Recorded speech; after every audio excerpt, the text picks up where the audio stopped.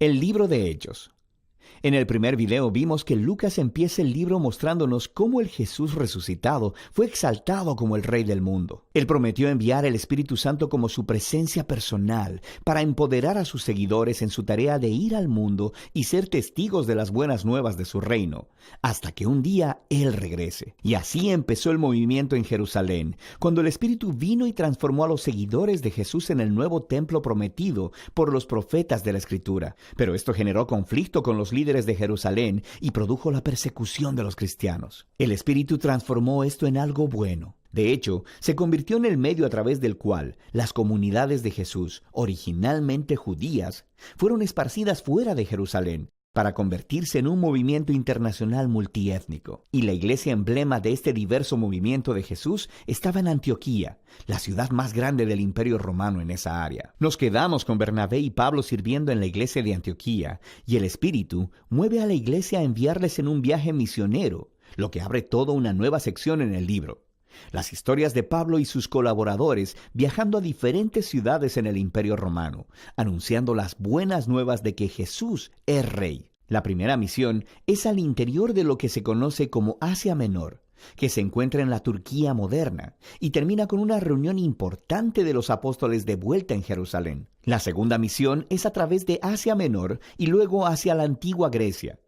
La tercera misión es a través de ese mismo territorio y concluye con el viaje de Pablo de vuelta a Jerusalén. Ahora, al contar todas estas historias, Lucas ha resaltado un número de temas importantes por medio de la repetición. Primero tenemos la misión continua a Israel.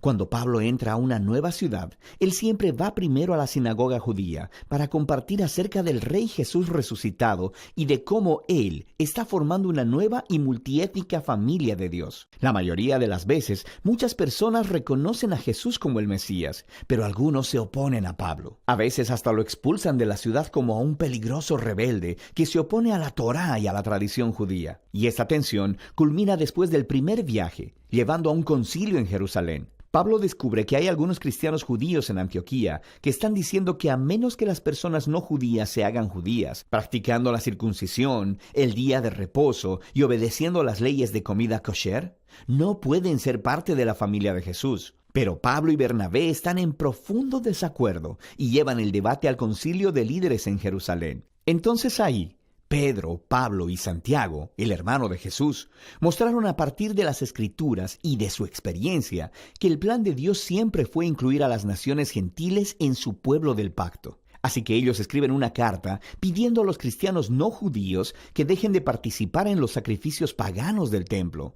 pero no les requieren que adopten una identidad étnica judía o que obedezcan las leyes de la Torá. Esta decisión fue completamente revolucionaria para la historia del movimiento de Jesús. Jesús es el Mesías judío, pero también es el Rey resucitado de todas las naciones. Así que ya la membresía dentro de su pueblo no se basa en la identidad étnica o en seguir las leyes de la Torá. Simplemente se basa en confiar en Jesús y seguir sus enseñanzas. Y esta realidad multiétnica del movimiento de Jesús nos lleva al siguiente tema que Lucas quiere que veamos en estos viajes misioneros: el choque de culturas entre los primeros cristianos del mundo griego y romano. Lucas registra varios choques en Filipos, Atenas y Éfeso. Pablo va y anuncia a Jesús como la revelación del único Dios verdadero y como Rey del mundo, que muestra a todos los dioses e ídolos como impotentes y fútiles. Y su mensaje es consistentemente visto como subversivo del estilo de vida romano y se le acusa de ser un peligroso revolucionario social. Estas historias muestran cómo las comunidades de Jesús, multiétnicas y monoteístas, no encajaban en ninguna caja cultural conocida por el pueblo romano. El mundo antiguo nunca había visto nada como ellos, y los cristianos despertaron más que solo sospechas. Otro tema que Lucas repite es cómo Pablo y los cristianos son constantemente acusados de rebelión y hasta traición contra el César, el emperador romano. Las personas entendieron correctamente a Pablo. Él anunciaba que había otro rey, Jesús. Y también vieron correctamente que la manera de vivir cristiana retaba muchos de los valores culturales romanos.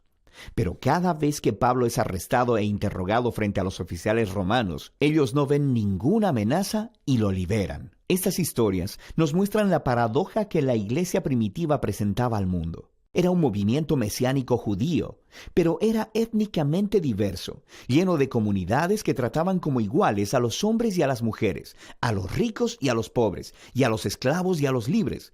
Y todos ellos confesaban su lealtad solo al Rey Jesús y no a ningún otro dios o rey. Así que su mismísima existencia ponía de cabeza los valores centrales de la cultura romana. Pero los cristianos no representaban ninguna amenaza militar, porque Jesús les enseñó a ser personas de paz. Así que, del único crimen que Pablo y los cristianos pueden ser acusados es no conformarse al status quo. La última sección del libro retorna su enfoque al testimonio de Pablo esparciéndose desde Jerusalén hasta Roma. Su último viaje misionero termina en Jerusalén, donde su controversial reputación le precede. Es atacado por los judíos, quienes piensan él ha traicionado a Israel, lo que atrae la atención de los soldados romanos, quienes piensan que Pablo es un terrorista de Egipto, empezando una rebelión. Así que lo arrestan. De aquí, Pablo es sometido a juicio. Primero delante de los líderes judíos del Sanedrín en Jerusalén. Luego delante de una serie de líderes romanos en Cesarea.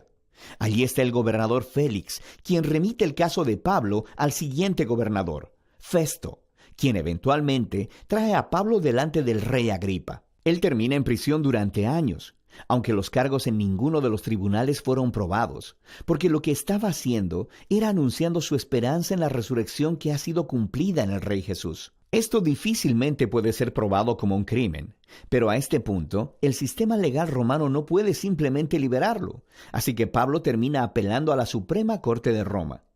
Ahora, uno podría pensar que todo este tiempo en prisión sería un contratiempo, porque su pasión es andar por los caminos iniciando nuevas comunidades de Jesús. Pero en este libro, el Espíritu orquesta todo para bien. Así que el encarcelamiento le da a Pablo tiempo para escribir sus cartas apostólicas más importantes, y éstas se convierten en la forma en que su legado misionero continuará por mucho tiempo después de su muerte. Eventualmente Pablo es transferido a una prisión en Roma, y después de un aterrador viaje a través del Mediterráneo donde casi muere, Pablo termina en arresto domiciliario en Roma, esperando su retardado juicio. De manera que en una casa bastante bonita, es capaz de ser anfitrión de reuniones regulares que alcanzan a judíos y gentiles. Y las últimas palabras del libro son acerca de cómo Pablo está anunciando el reino de Dios y enseñando con denuedo todo acerca del Señor Jesús, el Mesías, sin ningún impedimento.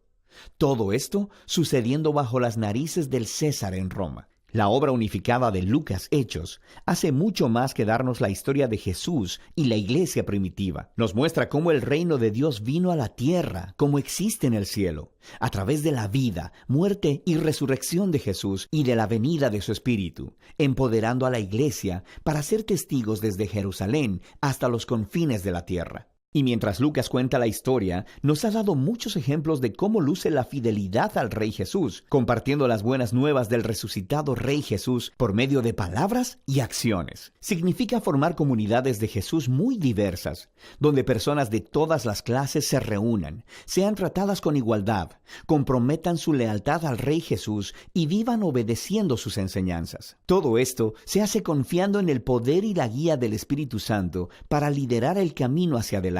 Y de eso se trata el libro de Hechos.